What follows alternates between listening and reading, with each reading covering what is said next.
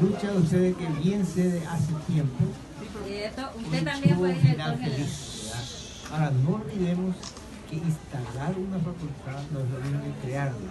Crearla basta una resolución, ¿verdad?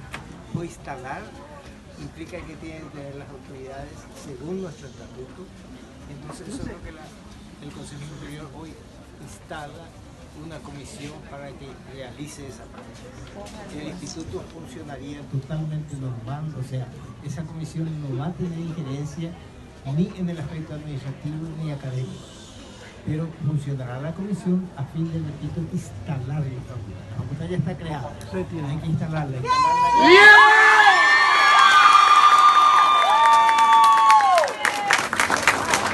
Instalarla implica que tiene que tener las autoridades que corresponden de acuerdo a nuestras estatutos. Eso implica elecciones, implica escalafonamiento, que también hoy se había resuelto positivamente el reclamo que habían hecho ustedes sobre la posibilidad de escalafonar. Así que felicito, valoro la lucha que ustedes tienen y esa es la decisión que se tomó.